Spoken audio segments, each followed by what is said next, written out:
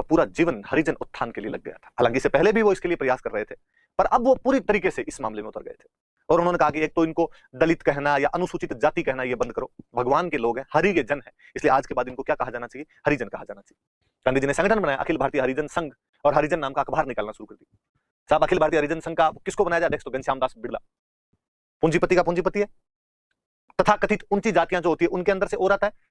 ये जब इन बात के लिए प्रयास करेंगे बाकी लोग भी मोटिवेट होंगे। और गांधी जी ने खुद इन चीजों के लिए खूब प्रयास किए थे कि गांधी जी का तब तक वर्धा में आश्रम बन गया था कि गांधी जी जब साबरमती आश्रम से निकले थे दांडी यात्रा के लिए तो उन्होंने कहा था कि या तो भारत आजाद होगा वरना मैं लौटकर साबरमती नहीं आऊंगा। अब भारत आजाद तो हुआ नहीं तो रहने का ठोड़ तो चाहिए, तो वर्धा के अंदर सत्याग्रह आश्रम स्थापित कर लिया गया था और गांधी जी वहां रहने लग गए थे। तो वर्धा में गांधी जी के साथ में गांधी जी ने वहां रूम निकाला, जितने भी लोग रहते थे उनके लिए, सबके लिए रूल निकाला कि सबको अपने टॉयलेट खुद साफ करने पड़ेंगे। गांधी जी ने कहा भाई इन लोगों के साथ यदि भेदभाव होता है तो किस वजह से होता है कि इनका जो काम है उसको हम तुच्छ नजर से देखते हैं, तो ये काम अपने करो। स्वावलंबन नाम की भी कोई चीज होती है, इसलिए सब लोग अपने टॉयलेट साफ करेंगे। कहते हैं शुरुआत में घनश्याम दास बिड़ला ने मना किया, बापू यार बी प्रैक्टिकल, अब ये कोई काम थोड़ी है।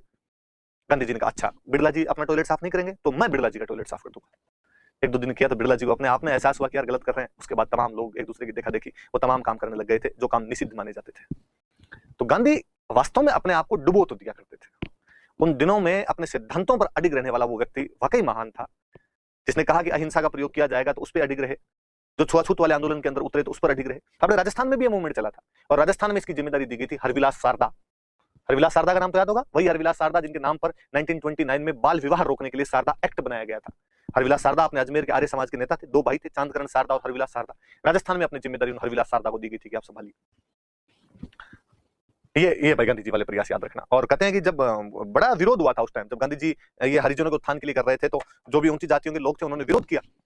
सो कॉल्ड जो अपर कास्ट के लोग थे उनका ये क्या तरीका है, उल्टा कई लोग तो सरकार के पास गए कि यदि आप गांधी जी का समर्थन नहीं करोगे तो हम आपके समर्थन में जाएंगे। तो गांधी जी बार बार कह रहे हैं ऐसे बिल लाए जाए, ऐसे रूल बनाए जाए, तो ये रूल कोई पारित नहीं होना चाहिए, हम तो आपकी तरफ आ जाएंगे, चिंता मत करना। गांधी जी पे तो बम फेंक दिया गया था एक बार। गांधी जी ने उसमें 7 वॉलंटियर थे और वो उसके अंदर घायल हो गए थे। पर बापू इन चीजों पर अडिग रहा, उसने कहा नहीं, एक बार जब मैं कमिटमेंट कर लेता हूं उसके बाद तो मैं खुद की भी नहीं सुनता। और गांधी जी इन चीजों के लिए अपने, जब उनके समर्थक भी उनके खिलाफ होने लगे तो गांधी जी 2 बार भूख हड़ताल पर बैठ जाते हैं। 1933 में भूख हड़ताल पर बैठ गए थे और कहते हैं जब पहली बार तो जब मई के आसपास में भूख हड़ताल पर बैठे थे तो गांधी जी बीमार और चल रहे थे उन दिनों और बीमारी की स्थिति में भी भूख हड़ताल पर बैठ गए। और मई का महीना वैसे भी गर्मी पड़े भयंकर, तो गांधी जी की पत्नी तक ने विरोध किया, कस्तूरबा जो थी उन्होंने विरोध किया।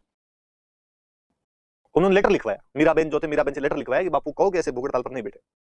और उन्होंने कहा कि वैसे तो हमें पता है आप जिद्दी आदमी हो, नहीं मानोगे, लेकिन फिर भी थोड़ी बहुत यदि बात मेरी मानते हो, मैं लुगाई हूं, धर्म पत्नी हूं आपकी, तो अब भूख हड़ताल नहीं करनी चाहिए, आपका स्वास्थ्य बहुत खराब है।